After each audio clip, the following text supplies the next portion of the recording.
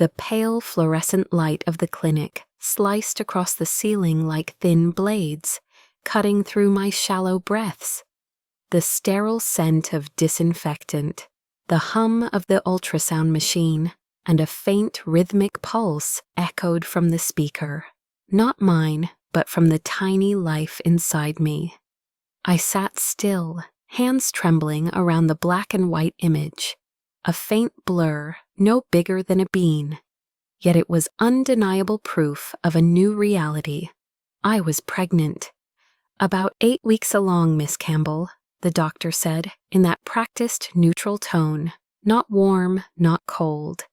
Everything looks normal. Normal. The word hung in the air, meaningless and foreign. Nothing about this was normal. I nodded, pretending to be calm, then stepped outside. Boston was caught between seasons, gray skies, the light rain of September, soaking into my coat. I tucked the ultrasound photo into my pocket, as though the rain might wash away my secret. Adrian had been gone for 3 weeks. No calls, no messages, no explanation. After almost a year together, he'd vanished, leaving behind half-empty drawers in my apartment and a silence that pressed against my ribs. I walked faster through the streets, city lights reflecting on wet pavement like shattered stars. The world remained beautiful, indifferent to my crisis. The subway was crowded, but I had never felt more alone. Faces blurred, voices droned, life went on.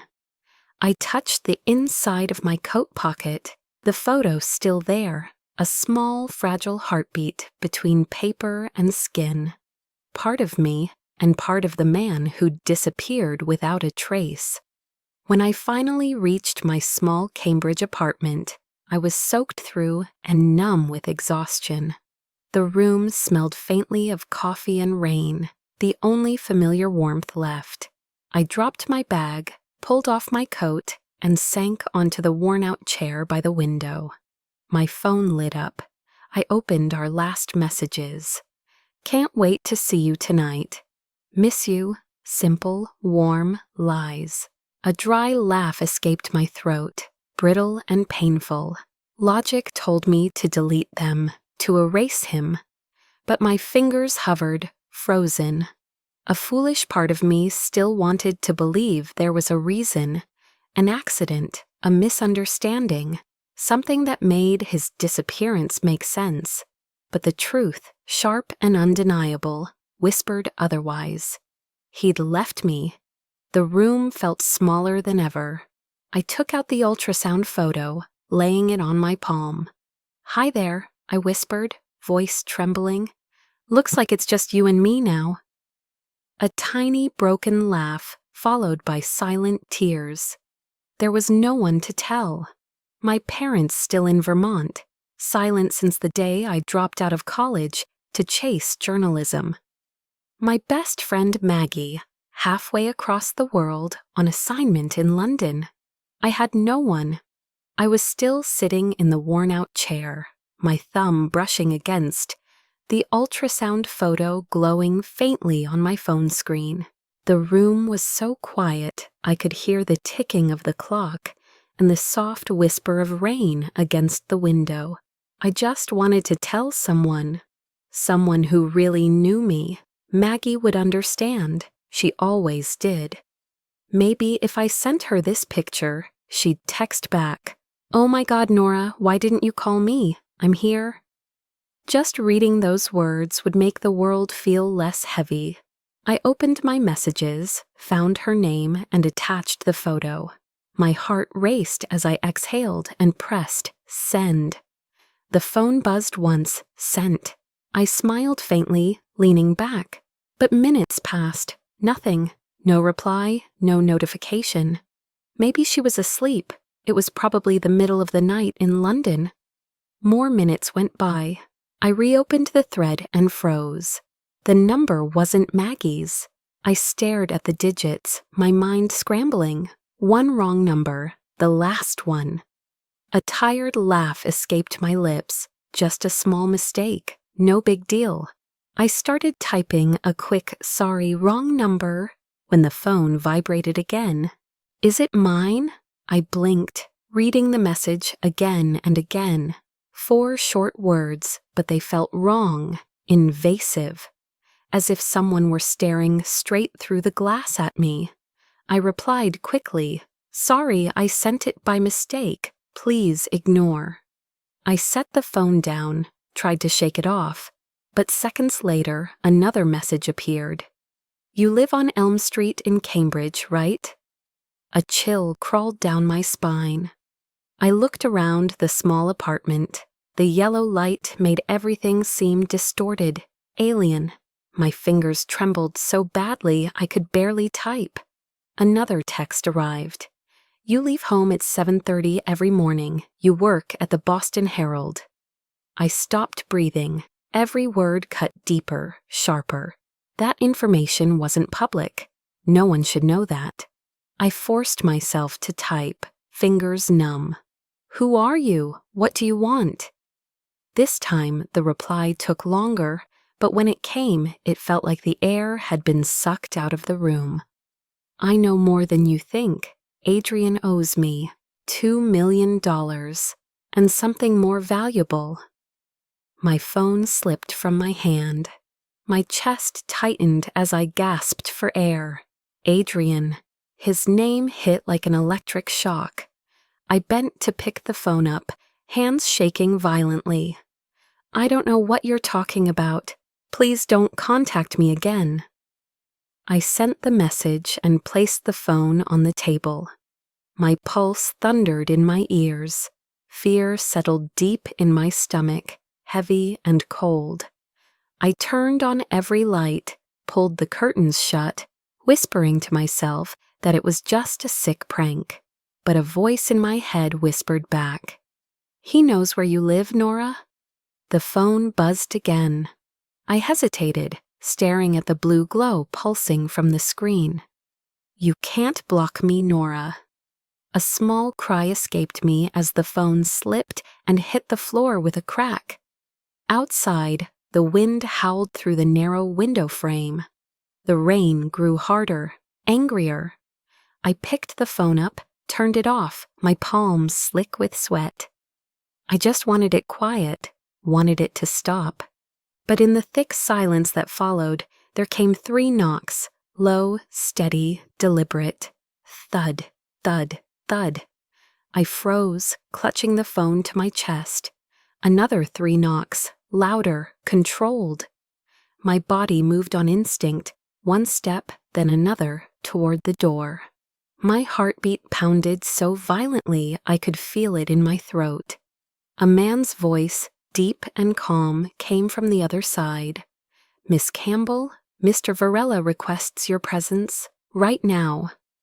I backed away from the door, my heart pounding like a drum inside my chest.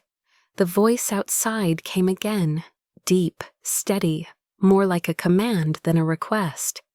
The small apartment suddenly felt suffocating, the air too heavy to breathe. I knew I should do something, call the police, scream, run to the balcony, but my body refused to move. I just stared at the doorknob, waiting for it to turn. Another knock, louder this time. Then a second voice, colder, clipped. "Miss Campbell, open the door.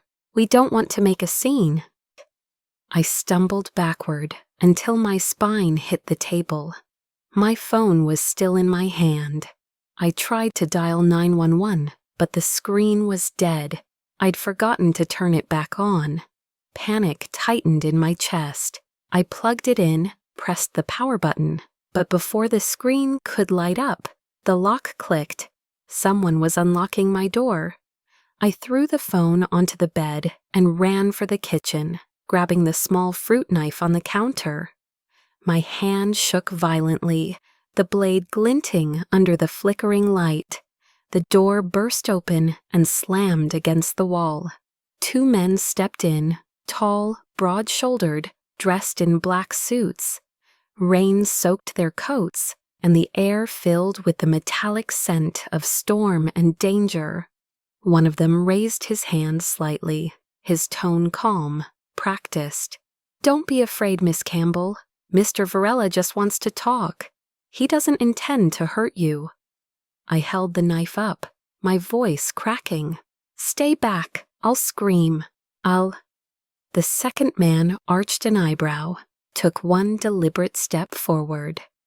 "Go ahead if you think anyone can hear you through the storm." Thunder rolled outside, drowning out my racing heartbeat. He was right. No one would hear a thing. The name Varela echoed in my mind, the same name from the message, the one Adrian owed. $2 million and something more valuable. And now I understood. That something was me. The first man pulled a small envelope from his pocket and set it on the table. "We don't want violence, Miss Campbell. Mr. Varela simply wants to speak with you. It'll be easier if you cooperate." "And if I don't?" My voice trembled. He glanced at his partner, then back at me. "Then we'll still take you." A shiver ran down my spine. I looked toward the window, my only escape. 3 stories up, pouring rain and wind that screamed against the glass. There was nowhere to go. One step, another. They moved closer. "Don't come any closer," I shouted, my voice shaking with terror. The man in front didn't stop. His tone softened almost imperceptibly. "Miss Campbell, Mr. Varela promises you'll be safe." Then he moved, too fast to see. My wrist twisted painfully. The knife clattered to the floor. A strong hand gripped my shoulder, while the other secured my wrists with a plastic tie. It was over in seconds. I screamed, but the sound was swallowed by thunder. "Please, I'm pregnant." The words tore out of me, desperate and raw. They froze for a moment. The taller one spoke quietly. "He knows." Then he took my arm, his voice low but firm. "Let's go." They pulled me out into the hallway. Rain lashed against my face. Wind tangled my hair. The building was silent, every door closed. A black SUV waited at the curb, engine humming. I struggled, my voice hoarse. "You can't do this. I haven't done anything." "We're just doing our job," the man behind me said calmly. "You'll be safer with him." The car door slammed shut, sealing me inside. The smell of leather and gasoline pressed close. The vehicle moved, cutting through the rain. Outside, the city blurred into streaks of silver and shadow. We stopped by the river. The wind howled across the empty dock, waves crashing against the pylons. And there, a black helicopter waited, its blades spinning slowly in the rain, light slicing through the darkness like blades. I tried to pull back, but a firm hand pushed me forward. "Don't fight, Nora," the man said, his voice strangely gentle now. "You won't be harmed, as long as you listen." I looked around. There was no one else, no witnesses, just the storm and the night sky split by lightning. They helped me onto the helicopter, the wind whipping so hard my eyes burned. I heard the door slam, the engine rising into a deep, thunderous roar. The city shrank below, its lights dissolving into a constellation of distant sparks. I sat motionless, trembling, tears mixing with rain on my face. The storm swallowed every sound except the rhythmic beating of the blades and the frantic pounding of my heart. I didn't know where they were taking me, only that from this moment forward, I no longer belonged to myself. The helicopter roared as it lifted off the ground. The body shook violently, and Boston below shrank into a blur of lights, like a map of memories being ripped apart by the wind.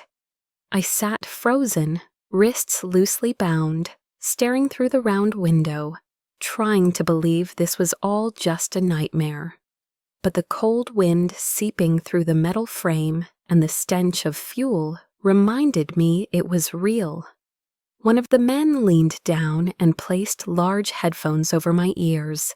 "Put these on. The noise can make you sick," he said, his tone firm but measured. I hesitated, then felt his hand on my shoulder, gentle but commanding. I obeyed. When the outside world disappeared, all I could hear was my heartbeat. Thud, thud, loud, uneven. Each beat felt like a countdown to something terrible. Time lost meaning. The only thing left was vibration, the shudder of metal, the red warning light, pulsing against the cabin walls. I closed my eyes, but Adrian's face appeared behind my eyelids, his smile, his hand holding mine, his voice promising a safer future. Where was he now? And what had he dragged me into? I didn't know how long we'd been flying. Every minute stretched into an hour. Then, slowly, the engines changed pitch. I opened my eyes to see a ribbon of light through the fog, a landing zone surrounded by darkness, forest, and sea. The helicopter descended, the sky split open with floodlights. The rain had stopped, but mist clung thickly to the coastline. When the wheels touched down, the jolt made my teeth clack together. "We're here," one of the men murmured, removing the headphones. Sound returned all at once, the hiss of the wind, the crash of waves, the slowing blades. He motioned for me to move. The cold hit like a slap, sharp and salty. Before me stood a vast estate, perched on the edge of a cliff, its stone walls gray and unwelcoming, windows narrow and tall, faint yellow light flickering behind them. It exuded power and history, but also isolation, as if even the sea itself kept its distance. A woman waited at the top of the steps, tall, lean, her silver hair pulled into a tight knot. She wore a long black dress and a gray shawl, her expression unreadable. When I reached her, she spoke without preamble, her voice crisp and precise. "Mr. Lucian Varela does not like to be kept waiting." I froze. Even the way she said his name carried weight, reverence and fear intertwined. A push from behind forced me forward. The massive wooden doors opened, releasing a wave of warmth and the faint scent of old wood and tobacco. I stepped inside, my wet shoes leaving prints on the polished stone floor. The corridor stretched ahead, lined with chandeliers and old portraits whose painted eyes seemed to follow me. "This way," the woman said, turning without looking back. Her footsteps echoed steadily, while mine sounded uneven, hesitant. Everything in the house was arranged too perfectly. Fresh flowers without scent, heavy curtains drawn tight, doors firmly shut. It didn't feel lived in. It felt curated, preserved, a museum more than a home. "Who are you?" I whispered. "Clara," she answered briefly, "the housekeeper." I wanted to ask, "Where am I?" but my throat was too dry. The only sound was the distant crash of waves and the slow, rhythmic tick of a grandfather clock somewhere deep in the house. We stopped in front of a pair of tall oak doors. Clara rested her hand on the handle, then looked at me, not coldly, but without warmth either. "When you meet him," she said, "do not speak unless spoken to." I nodded, my pulse quickening. There was something in her gaze, not warning, not pity, but the awareness of someone who had seen many people cross this threshold and never be the same again. She pushed the door open, warm light spilled out, painting my face gold. A grand study stretched before me, dark wood walls, high ceilings, windows overlooking the restless sea. A massive desk stood at the center, every item precisely arranged. I stopped at the threshold. Clara bowed her head slightly, then closed the door behind me, leaving me alone in the vast silence. somewhere in the room, a switch clicked, and a man's voice, low, deliberate, resonant, filled the air. "Welcome to Maine, Miss Campbell." I turned and for the first time saw Lucian Varela. The light in the room was soft but cold, spilling from a brass desk lamp that cast long shadows across the floor. The man behind the desk didn't need to raise his voice to make me silent. His presence alone froze the air. Lucian Varela was about 45, dark hair streaked with silver, eyes the color of deep water, calm, precise, and merciless. He wore a white shirt, sleeves rolled, a silver watch glinting at his wrist. Everything about him was controlled, exact, a man who lived by order, not chance. I stood motionless, clutching the edge of my damp coat. His voice came low, deliberate, measured. "Miss Nora Campbell." I nodded faintly. My throat burned, but I managed to speak. I don't know what's happening. They took me. I didn't do anything." Lucian leaned back, studying me. "They didn't take you, Nora. They brought you. There's a difference." "I don't understand," I whispered. "Why? Who are you?" He arched one brow, almost amused. "I think you already know my name." The word struck me like a blow. Varela. Lucian stood and moved around the desk. He walked slowly, deliberately, like a predator closing distance. When he stopped in front of me, his voice lowered, smooth as silk. "You know Adrian, yes?" I nodded, barely breathing. "Did you know he worked for me?" I shook my head. "No, he said he worked in finance." Lucian let out a quiet, humorless laugh. "Finance, that's not untrue, just not the legal kind." He opened a drawer, pulled out a manila envelope, and tossed several photographs across the desk. The top photo slid toward me. Adrian in a tailored suit, shaking hands with a stranger. Another, him passing a small USB drive across a table. "He worked for me for 5 years, Lucian said, voice deepening. "I trusted him, paid him well, taught him everything, and he sold me out, for cash.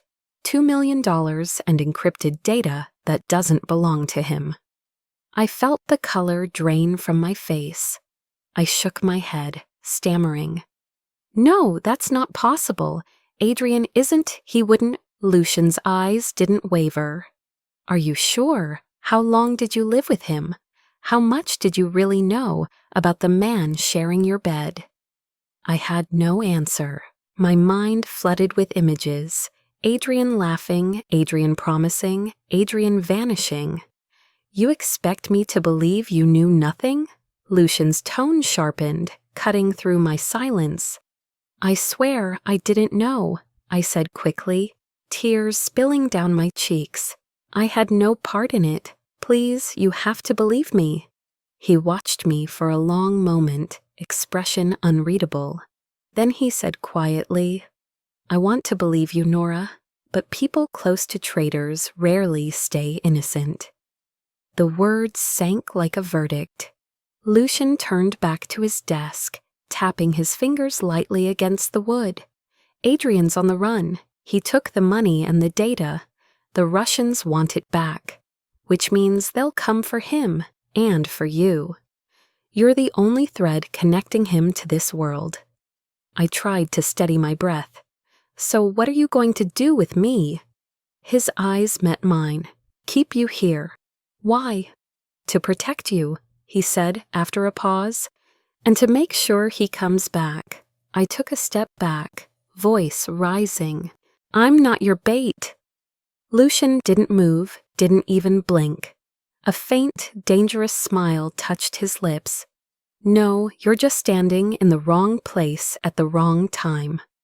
Silence filled the room, broken only by the distant crash of waves against the cliff. He rose and walked toward me again. "You'll stay here in the secure wing. You'll have food, a room, protection, but you don't leave until I'm certain you're innocent." "I have the right to leave," I said, though my voice barely held. "No," he replied softly, steel hidden in velvet. "You have the right to live." The sentence slammed through me like a door closing. My freedom ended in that single breath. Lucian gestured to Clara, who stood waiting by the door. "Show her to her room. Lock it." She nodded. I wanted to protest, to run, but my body refused. When the door shut behind me, I heard the click of the lock. In the silence that followed, I realized something terrifying. My meeting with Lucian Varela wasn't just the beginning of captivity. It was the beginning of something darker, something I couldn't yet name. The door clicked shut behind me, and my world shrank to a single room. At first, I thought it was merely a bedroom, but as I stepped inside, I realized it was a tiny apartment. 7 steps to the bed, 4 to the window, a small wooden desk in one corner, a marble bathroom, and a rainfall shower big enough for 2. Everything was arranged perfectly. Heavy silk sheets, monogrammed towels embossed with a single letter C. I felt like I had wandered into a film set, only I was the actor framed in place. My hands still bore the faint bruises from the ties. Clara stood outside the door, unmoving, hands clasped behind her. She handed me a thick robe, her face unreadable. "This will be your room," she said, voice steady as steel. "I will leave you be. If you need anything, use the house phone by the bed." She indicated a vintage black handset, then retreated without another word. Beneath the room's luxury was a cold truth. In the glossy corners, beneath the fresh flowers on the table, were tiny eyes, concealed cameras tucked away like lifeless pupils. At first, I couldn't name the sensation, only that I felt watched. I moved through the room, touching the heavy curtain, running my fingertips over the polished desk. And then my finger brushed something small in the frame of a painting. A pinhole lens catching the light. Cold seeped into me. I was being observed continuously. Days passed in a strange rhythm. Breakfast arrived on a silver tray, warm toast, jam, thick cream, everything delicious. But when I picked up my coffee, there was a faint, sedate taste. I told myself I was being paranoid, and then Clara appeared, exchanging the cup for a decaf and murmuring, "No caffeine for the baby." Her knowledge stunned me. Not kindness, but calculation. Everything here was measured. The household treated me with polite distance. Doors opened, water poured, curt smiles, but never a touch that lingered. Each person moved like a machine, carrying out a task, professional, efficient, emotionally sealed. The distance magnified my loneliness more than any lock or barrier. I found myself missing the small chaos of my old life, the cramped kitchen, the burned toast, Maggie's late-night laughter over a phone call. Here, even laughter seemed rationed. Clara ran the place with military precision. She knew my schedule better than I did. Meal times, walks allowed on the grounds, daytime only, nap times, and the nurse's rounds. She checked thermostats, logged vitals, scrawled medication lists with a neatness that bordered on obsession. When I asked about contacting the Herald, she looked straight at me and said, "A message has been sent to your employer. You have been granted leave for family reasons." Her tone was neutral, but the message was unmistakable. My old life was being erased. Lucian appeared occasionally, like a wolf stepping into a clearing. His first visits were bewildering. He did not storm in like a monster, but arrived with a pot of tea, a pressed set of clothes, a polite distance that unsettled me more than any threat. He stood by the doorway, offering in a calm voice, "Eat, Nora, you shouldn't skip meals." When he spoke, his voice carried an easy warmth that made my head tilt. Why would the man who had taken my freedom worry about my nausea? Contradiction rose in me like a tide. Fury and fear fought alongside a strange curiosity about him. Who gave him the right to care for me? And why was that care both comforting and chilling? Sometimes he watched me from across the room, and I could see a crack in the armor he wore, a hint of human hurt beneath the surface. That hint unnerved me. It made me question whether he was purely captor or something dangerously close to protector. One afternoon, by the window, he looked out at the churning sea and said, "Adrian sold information to the Russians. If you were out there, you'd be dead." His words were measured, clinical, but each syllable fell like a stone. I stared at him, voice barely a whisper. He did that? He left? He shook his head, anger flashing briefly. He took what belonged to me. People died because of it. The sentence drove a wedge into my chest. It clarified a terrifying truth. I was not merely imprisoned. I was a piece in a dangerous game. Lucian's words were both reassurance and a warning. Outside, brutality waited. Inside, under his watch, there was safety. But what kind of life is safety turned into a gilded cage? Night fell and the room shut tight. Tiny red LEDs blinked like the eyes of sleepless animals. I lay with one hand on my stomach, listening to my heartbeat slow in the dark, wondering how much safety was worth and what price I would pay to keep the life inside me safe. I had begun to grow used to the rhythm of the estate. Not acceptance, just adaptation. Time moved slowly, measured by meals, by the ticking of a grandfather clock, and by the rare visits from Lucian Varela. Each time he entered the room, the air changed, colder, sharper, but also somehow more alive, as if he carried both power and loneliness wherever he went. That evening he knocked softly, but didn't wait for an answer.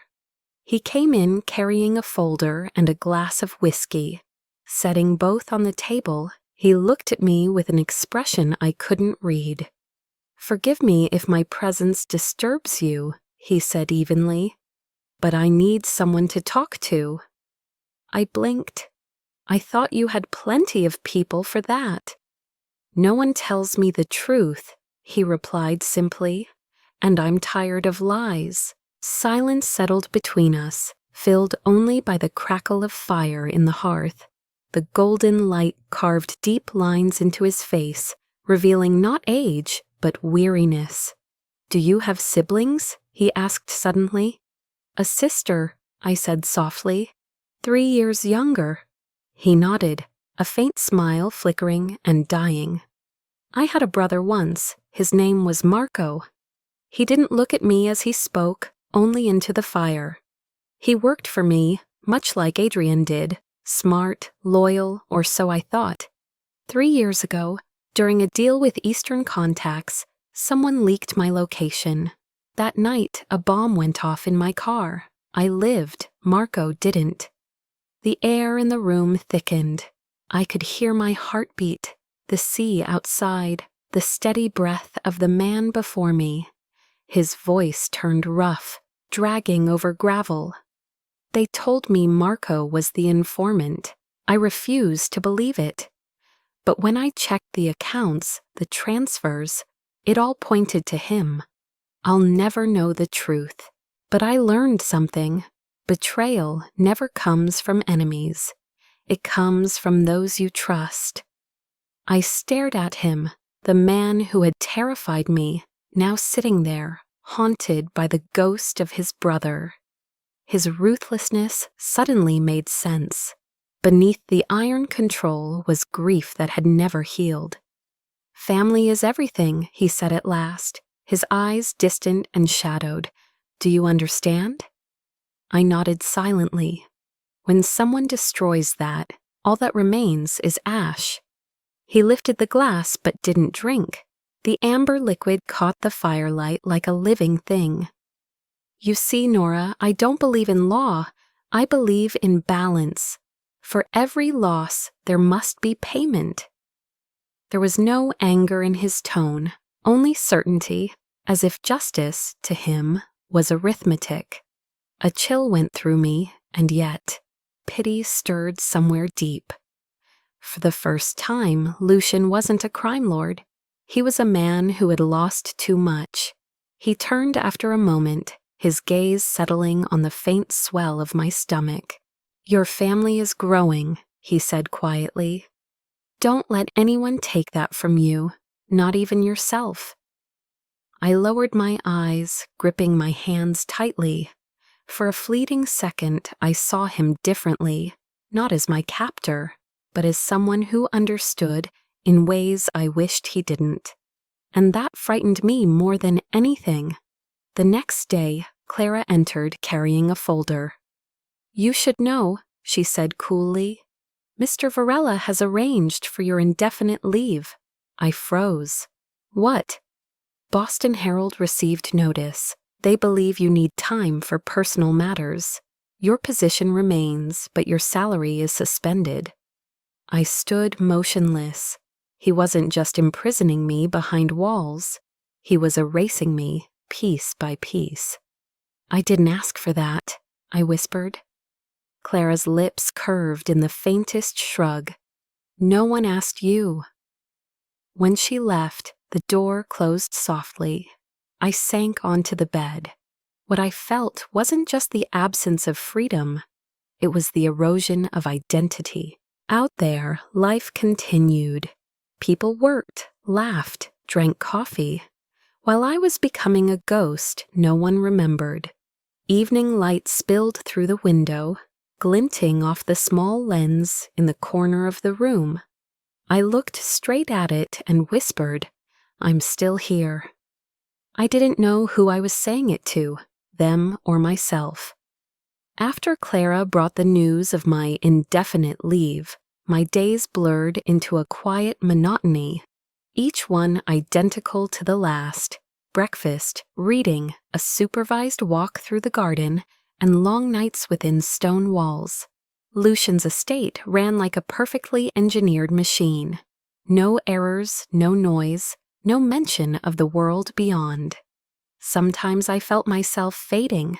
My name no longer appeared in emails. My phone was gone, internet access blocked. I didn't know if it was autumn or snowing in Boston, if Maggie still read the morning paper, or if anyone was even looking for me. It was as if I had been erased, and then, on a night so still I thought nothing could disturb it, it happened. I was in the study, where Lucian allowed me a few hours each day. The lamp cast a soft amber glow across the bookshelves and the neatly stacked hardcovers. I opened the old laptop Clara had given me, supposedly offline, only for reading documents, harmless, or so I believed. When the screen flickered on, a small notification appeared in the corner. New message received. I froze. That wasn't possible. There was no connection. My fingers hovered over the keyboard. A hidden window slid open, as if someone had built a secret line into the machine. The subject line contained only my name, Nora. I hesitated. Every instinct screamed this was a trick, a test, maybe a trap. But I opened it anyway, from unknown securemail.cc. Subject Nora. Are you safe? My pulse spiked. My hands trembled so badly, I almost dropped the laptop. I typed back, slowly. Who is this? How did you reach me? The reply came instantly. You don't have much time. They're watching you. Don't trust anyone in that house. Especially him. A chill ripped through me. Him? That could only mean Lucian. Who are you? What do you want? I typed again. It doesn't matter who I am. Adrian is alive, And he's looking for you." The words punched the air from my lungs. Adrian. The name tore open, something I had tried to bury. I whispered aloud, "He's alive." I reread the message over and over. If it was true, then everything Lucian had told me was only half the story. But if it was a trap, I could lose more than trust. I could lose my life. I was about to reply when a knock shattered the silence. I snapped the laptop shut. "Come in," I managed, though my voice broke. Lucian entered, unannounced as always, dressed in black, a folder in hand. His eyes swept over me, quick but sharp, and I felt instantly exposed. "You seem occupied," he said lightly, stopping by the table, gaze flicking toward the laptop still warm. "Just reading," I said quickly. Lucian said nothing. He looked at me for so long the air thickened.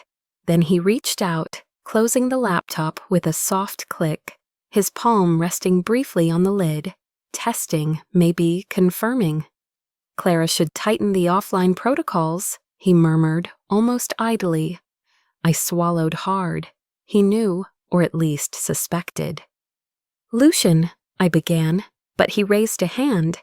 Setting the folder down, his tone turned colder. "I've received new intelligence. The Russians are moving. Adrian isn't just hiding, he's negotiating, trying to sell the rest of the data." My throat closed. "No, he wouldn't." Lucian's eyes locked on mine, sharp as a blade. "I understand you want to believe him, but he sold me out. He sold you. If you were out there, Nora, you'd be dead." The sentence echoed long after he left the room. If you were out there, you'd be dead. It wasn't just a warning, it sounded like fate. When the door shut, I opened the laptop again, but the window was gone. No trace of the message, no record, nothing. I tried to reach it, but all that stared back was a blank white screen. I sat there in the dim light, torn between dread and a dangerous hope. If Adrian was alive, truly alive, then maybe I wasn't as alone as I thought. But a darker thought whispered louder. If he's coming for me, do I really want him to find me? That night, I couldn't sleep. Every time I closed my eyes, the line from the hidden message flashed behind my lids. Adrian is alive, and he's looking for you. The wind howled outside, waves crashing against the cliffs like the heartbeat of the house itself. And I knew if I didn't tell someone, I'd lose my mind. The next morning, I went to find Lucian. He was in the library, seated behind the massive desk, white shirt, black tie, a report spread before him. Sunlight slanted through the window, catching the silver threads in his hair. I stood at the doorway, pulse hammering. "I need to tell you something," I said, forcing steadiness into my voice. Lucian looked up, dark eyes still as water. "Go on." I drew a breath. "Last night I received an email." The air shifted. He set his pen down, his tone calm but sharp. "From whom?" "From Adrian." For a heartbeat, silence hardened the space between us. Lucian rose slowly, approaching me. His gaze wasn't angry, it was calculating. "You're sure? Not a spoof?" "It was real," I said. He asked me, "Are you safe?" Lucian paced the room, hands clasped behind his back. I could see the shift in him, from caution to strategy. Finally, he stopped by the window, the sea reflected in his eyes. "If he reached out first," he said quietly, "it means he's nervous. And when a traitor panics, he makes mistakes." "What are you going to do?" I asked softly. He turned to face me, gaze like steel. "Use it. We'll draw him out." "Draw him out?" I echoed. "You'll answer him," Lucian said. "But not freely. I'll supervise, every word." There was no choice. When he sat beside me, opening the old laptop, I felt like a puppet caught in someone else's play. His voice dropped low. Right, he trusts you. Make him believe you still stand with him. I placed my trembling fingers on the keyboard. Lucian dictated, calm and precise. I know everything. We need to talk about the baby. I froze, staring at him. Are you sure? Absolutely, he said, eyes flicking briefly to my stomach. Nothing terrifies a man like a truth he can't control. I typed the line, each keystroke a heartbeat. When I hit send, my chest felt too small to contain the pounding inside it. We waited 3 minutes, 5. Then the screen blinked. You're pregnant? Tears filled my eyes before I could stop them. I thought I'd feel joy seeing his reply, but all I felt was emptiness. Lucian's thin smile cut the tension. That confirms it. He didn't know. Perfect. I swallowed hard. Now what? Lucian placed a steady hand on my shoulder. You tell him you want to meet. Somewhere he'll feel safe. My hands shook as I typed. I need to see you in Boston, our old place, the cafe by the harbor. This time, the reply took longer. 10 minutes passed, then the screen flickered again. I'll be there tomorrow, 9 a.m. Lucian glanced at his watch, lips pressed into a line. Boston, he repeated. You'll come with me.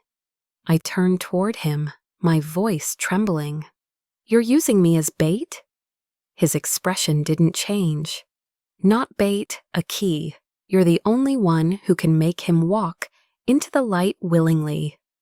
I wanted to scream, to hurl the laptop across the room, but deep down I knew he was right. I closed my eyes, listening to the ocean beyond the walls, to my own uneven breathing. Lucian rested a hand on the back of my chair. He chose betrayal, Nora, and you, whether you like it or not, are part of the reckoning. I looked at him then, and for the first time, I didn't know who terrified me more. Adrian, the traitor, or Lucian, the man who orchestrated it all. That night, when Clara brought dinner, I asked softly, Boston, is it far? Her pale eyes flicked toward me, unreadable. 2 hours by air. The helicopter leaves at dawn. The master suggests you rest. When she left, I sat by the window, staring down at the black sea. The helicopter would wait in the morning. I would see Adrian again, the man who once promised safety, and left me carrying both his secret and his child. I pressed a hand against my stomach, whispering into the dark, survival instinct, don't fail me now. The next morning, the sky was a dense shade of gray, a veil of mist draping the sea like silk. I had barely slept. When Clara knocked, I was already sitting by the window, staring at the fog as if it could give me answers. It's time, Miss Campbell, she said, her tone as flat and sharp as steel. I rose slowly, my body heavy, my heart heavier. Clara set a large box on the bed, opening it to reveal a navy blue dress, elegant, simple, perfectly cut, and a pair of cream-colored heels. The master chose it, she said, avoiding my eyes. I brushed my fingers over the cool fabric. It was too perfect, too deliberate. Every fold spoke of control. Lucian appeared as I was fastening the zipper.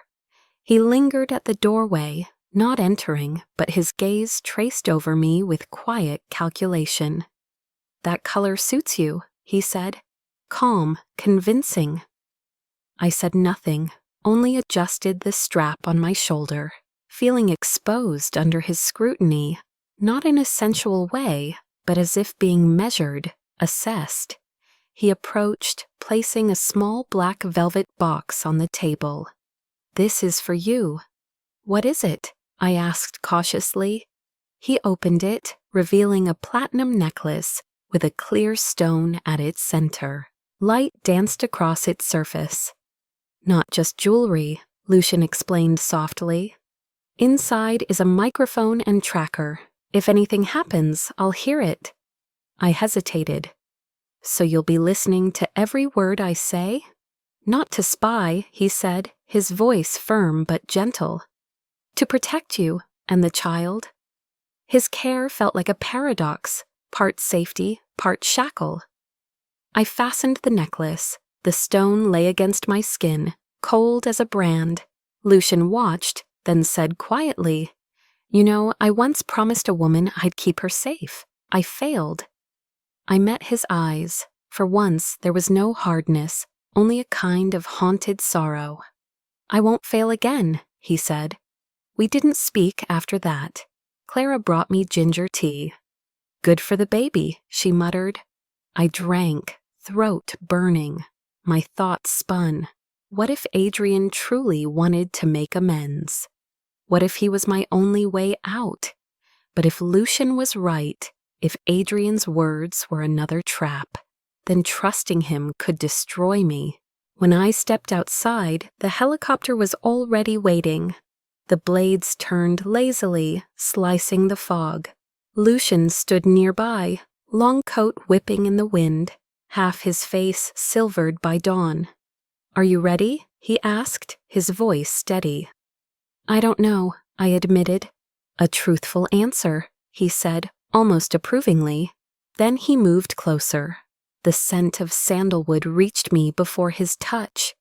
He adjusted the chain around my neck, his fingers brushing my skin, and every nerve in me locked tight. "Remember this," he said softly, eyes locked on mine. "Adrian will lie to survive. He'll use every memory, every promise, to make you forget what he's done. But only one man can truly keep you safe, and he's standing in front of you." I swallowed hard. And if that man is lying too?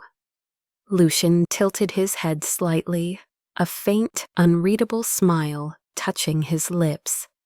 "Then at least I lie to keep you alive." The words were both a vow and a curse. As the helicopter lifted off, the estate shrank beneath us, the stone walls, the black roofs, the road to the sea like a scar.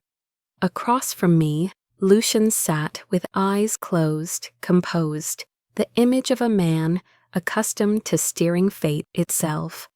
I touched the pendant, feeling its cold pulse against my heartbeat. Part of me wanted to believe him, to surrender to the illusion of safety. But the quieter voice, the one that never lied, whispered back, "Neither of them deserves your trust." Outside, the clouds thickened, and the faint outline of Boston emerged through the mist. The city that once meant freedom, now the stage where everything would be decided. The sound of helicopter blades faded as the skids touched down on the rooftop of a building in downtown Boston. The sharp morning wind slipped under my collar, carrying the salty breath of the sea. I pulled my coat tighter, staring through the glass wall. The city unfolded below, familiar yet distant. Everything seemed unchanged, except for me. Lucian didn't come along. He stayed inside the helicopter, coordinating from a nearby vantage, leaving only one final instruction. "Everything is being monitored. Don't do anything off script."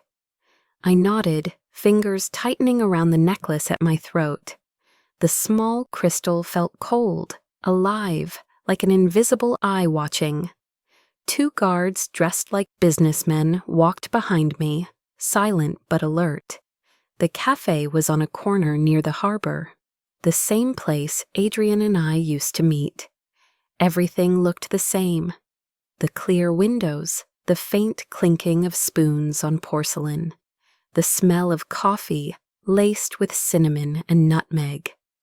I chose a table by the window where I could glimpse the sea glinting between rows of red maple trees. I arrived half an hour early. My hands were cold, slick with sweat.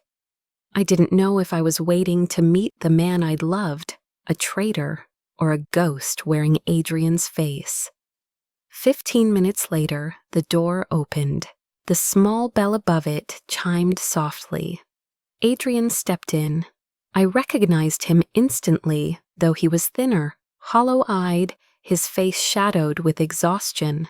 His gray suit was wrinkled, collar raised as if he'd been running for weeks. When he saw me, the room seemed to freeze. For a heartbeat, something flickered in his gaze: relief, fear, guilt. He walked toward me, stopped, then sat across the table.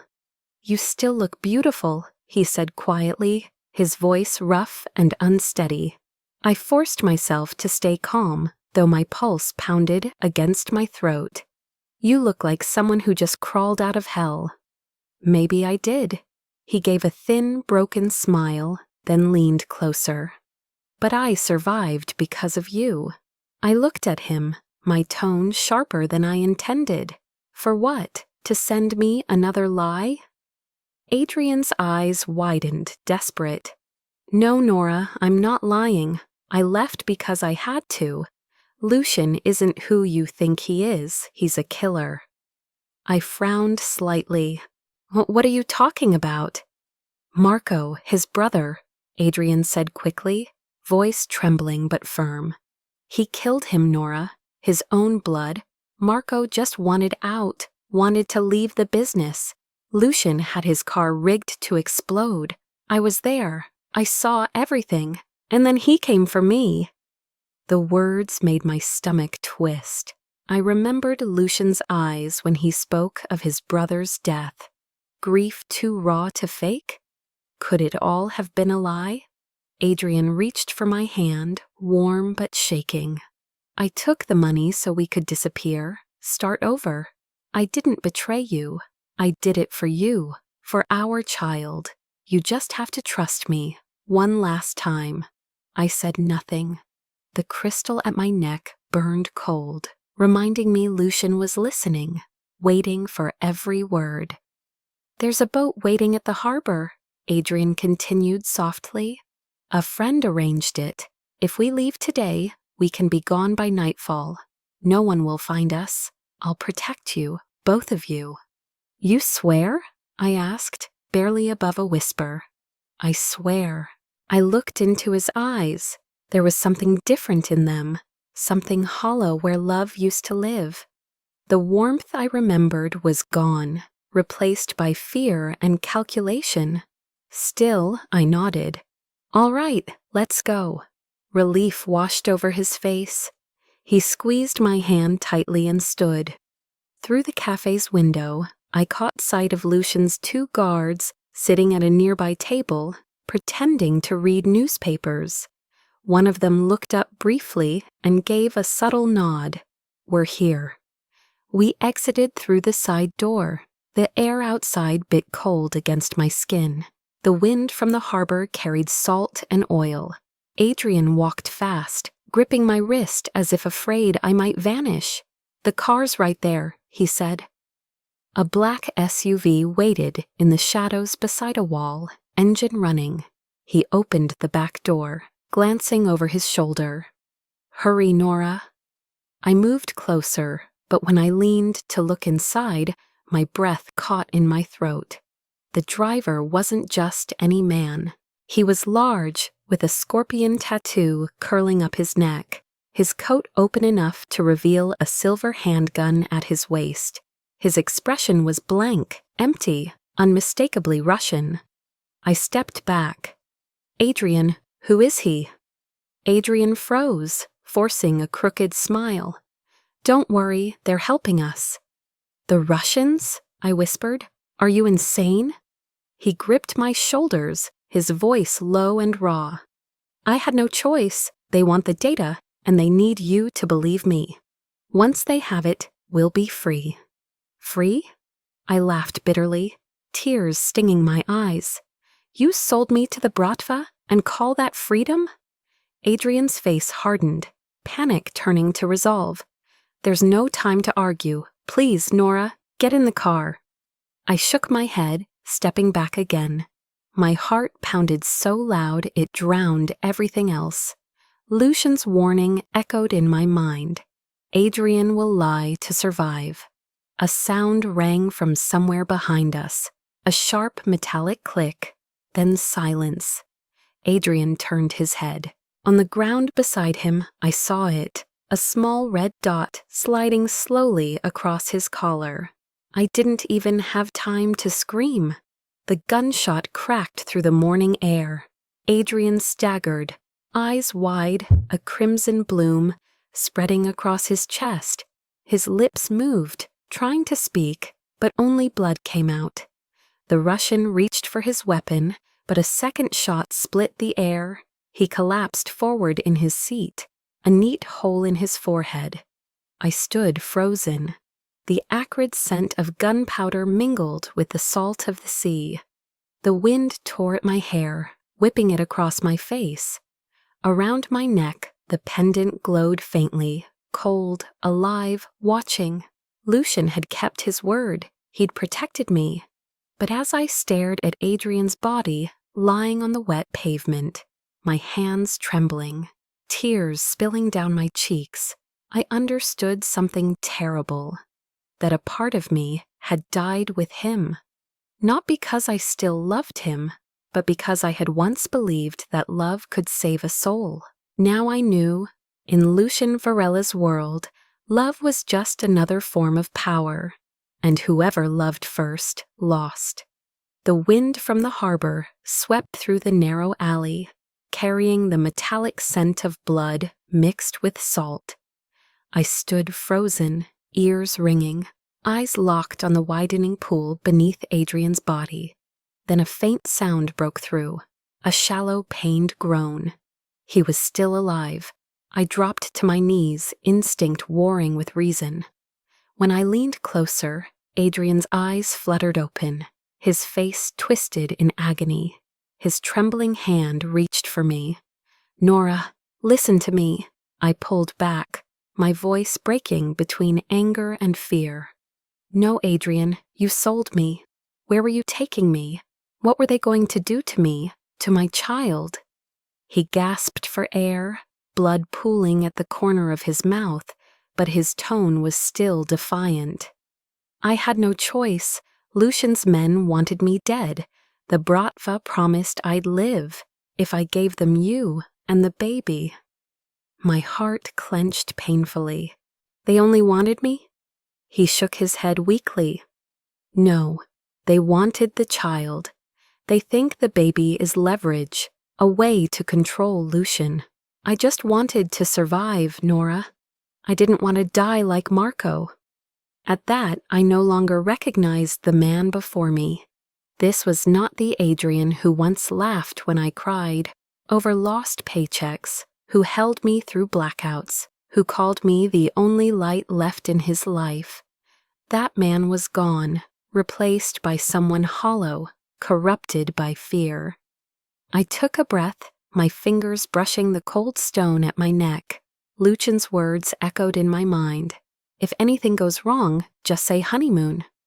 I whispered it softly, barely audible. Honeymoon. For a second, nothing happened. Then the air shifted. Engines roared at both ends of the alley.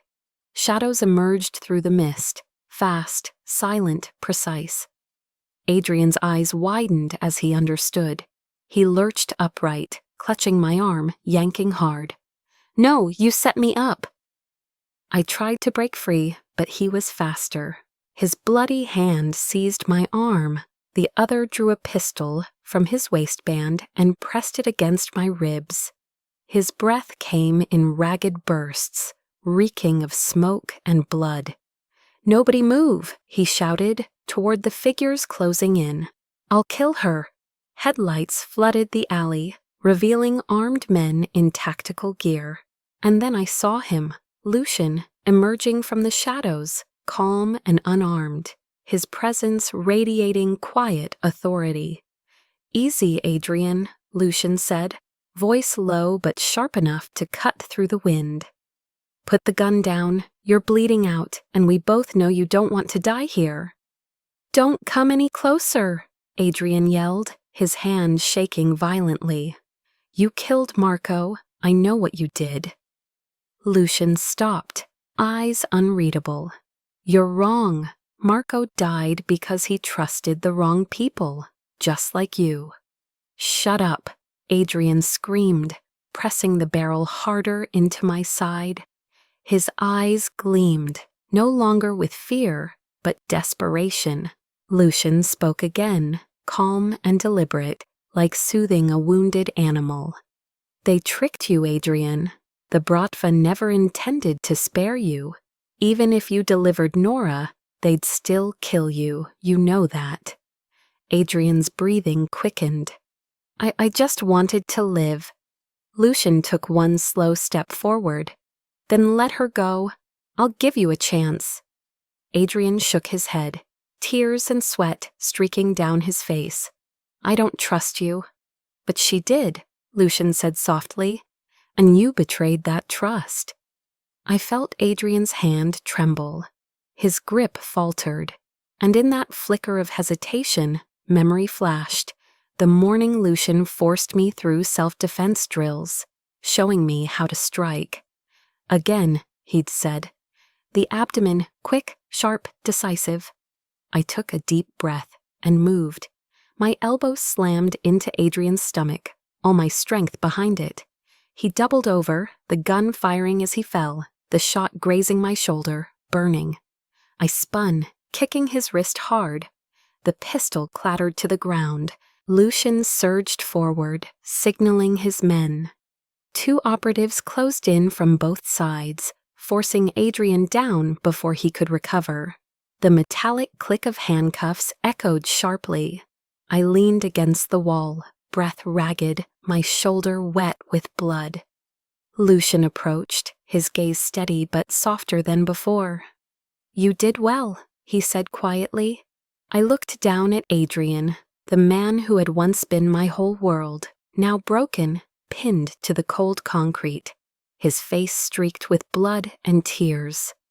I turned away, biting my lip until I tasted iron. Something inside me cracked open, not because I'd lost him, but because I realized something far darker. In this world of power and survival, I had just learned to fight like Lucian Varela himself. The cold wind from the harbor still howled between the buildings as the tactical team dragged Adrian away. I stood motionless, watching. No tears, no anger, only a strange, hollow calm inside my chest. Maybe when someone loses too much, they stop knowing how to feel. Lucian approached, stopping beside me. He said nothing, just placed his long coat over my shoulders. I slipped it on quietly, the warmth both foreign and disquietingly safe. "The helicopter is waiting," he said softly. On the flight back, Boston shrank beneath a veil of gray mist. The rhythmic thump of the rotors filled the silence between two people who no longer knew who was captor and who was saved. I sat beside Lucian, my shoulder throbbing under the bandage. Wind leaked through the seams, tossing my hair, but I didn't bother fixing it. I didn't feel guilty that Adrian was gone. I just felt tired, so tired that every emotion dissolved like smoke. Lucian turned toward me. In the dim cabin light, his face looked carved from shadow, calm, stern, and sad. "You shouldn't blame yourself," he said quietly. "I don't," I answered, eyes fixed on the glass. "I just don't feel anything anymore." Lucian nodded once. He understood. Some wounds didn't need blood to hurt. By the time the helicopter landed on the estate grounds, dusk had fallen. The mansion loomed under amber lights, majestic and cold. Clara was waiting. Her eyes flicked to the bandage on my shoulder, worry glinting there, but Lucian only said, "It's handled. Take her to her room." I walked slowly, my shoes scuffing against the marble. The corridor stretched endlessly, light flowing across the walls like water. This place, once a prison, now felt unnervingly like home. That night, Lucian knocked. He still wore his black suit, tie loosened, fatigue etched into his face. I gestured for him to enter. "How's the shoulder?" he asked. "It's fine, just a graze." He studied me for a long moment, then spoke deliberately. "When the danger has passed," he said, "you'll be free to leave." The words startled me. The part of me that once longed for freedom should have rejoiced. Instead, I felt only a strange silence. Lucian continued, his voice deep but restrained. "Or you may stay if you want longer protection." The room seemed to close in around us. I looked up and met his gaze, not the gaze of a man issuing orders, but of someone hiding something deeper, pity perhaps, or something dangerously close to affection. "Protection," I echoed softly. "That sounds like another word for captivity." Lucian's mouth curved slightly, not a smile but an admission. "Depends on how you see it. I only want you safe. The world out there isn't kind, Nora." I looked down at my hands, streaked with dried blood. "And what about in here? Is it kind?" He said nothing. His eyes on me were no longer those of an interrogator, but of a man haunted by loss. He stepped closer, stopping just in front of me. His voice lowered. "I can't change the past, but I can secure your future, if you let me." I drew a breath, feeling my heartbeat slow, heavy. Logic told me to leave, to run, before this place swallowed me whole. But another part, quieter, weaker, wasn't sure I had the strength to live alone again. "You don't have to answer now," Lucian said after a pause. "Think about it. This house will always be open to you." Then he turned and left, the door closing so softly it was almost soundless. I stood there for a long time, staring at the darkness he left behind, unsure whether I felt gratitude or fear. I was alone again. Outside, the waves crashed softly, distant and cold. I sat by the window, fingers tracing the pendant. Once my lifeline, now a fragile chain, binding me to the man who saved and imprisoned me all at once. I wondered if every woman who's ever been trapped faces this moment, when she no longer knows whether she wants freedom or simply a place where fear finally stops. In the glass reflection, I saw my face, pale, eyes deep and quiet. But at the corner of my mouth, there was the faintest hint of a smile. I couldn't tell if it was relief or the first sign that I was beginning to belong here. 3 days later, the sky over Maine hung heavy and gray. The wind off the sea cut sharp and cold, carrying the metallic taste of salt. I walked slowly along the narrow path by the cliffs, where waves crashed endlessly against the dark rocks, spraying white foam that drifted like mist. Clara had told me that Lucian left for New York that morning for an important meeting. I hadn't asked. Maybe I'd grown used to his absences, or maybe I was simply too tired to be curious about his world anymore. I slowed my pace, fingertips brushing the rusted railing, eyes tracing the endless gray horizon. Out there, the waves rose and broke again and again, as if they were practicing the art of existing. In the wind, I could hear my own heartbeat, low, steady, solitary. I placed a hand on my stomach. It was an unconscious gesture, but it carried the weight of everything I had left. Beneath the thick knit sweater, I could feel that small, fragile life taking shape, faint but persistent, like a flicker of light in the middle of the ocean's darkness. I wondered what kind of world my child would inherit, one where betrayal was a currency, trust a luxury, and kindness a form of leverage, or one where I could teach them that even in the dark there is room for gentleness, the rare kind Lucian, in his own broken way, had shown me. I no longer hated him. Strange as it was, what remained between us wasn't anger, but understanding. Lucian had kidnapped me, confined me, but he had also saved me, and taught me how to face fear without letting it devour me. Maybe I'd never truly been free. Not before him, and not after. But within the walls he built, I learned to breathe, to stand, to endure silence without breaking. I bent down and picked up a small seashell washed ashore. It was cracked, chipped at the edges, yet when the light touched it, it still shimmered faintly inside. I turned it over in my hand and thought that maybe people were like that too, fractured, flawed, yet still capable of catching light. Far out on the water, waves burst against the rocks, scattering white spray into the wind. I smiled faintly, not out of happiness, but out of acceptance. Some losses are not meant to be healed, only carried quietly, like a scar that teaches you where you've been. The wind rose again.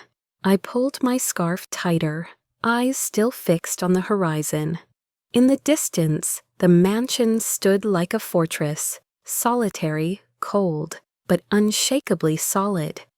I thought of Lucian, the man who controlled everything, even his own emotions. Yet in rare moments, I had seen something slip through, a quiet loneliness that mirrored my own. Maybe that was why I hadn't left, not out of fear nor duty, but because, for the first time, I didn't feel entirely alone. I turned back toward the path, my footprints fading in the damp sand. The sun was setting, the light spilling gold through the clouds and over the trembling sea. And I thought maybe this was peace, not the peace of freedom, but the peace of acceptance. I placed my hand over my stomach again, gently, as if to share warmth with the tiny life growing inside me. Maybe that wrong number text hadn't been a mistake. Maybe it was the thread of fate that pulled me into all of this, where I lost everything, but also found the part of myself I never knew existed. I lifted my face toward the horizon, where the sky and sea met, and smiled faintly. Perhaps that message had never been a mistake at all, but the beginning of something both terrifying and tender, like the very life growing quietly within me.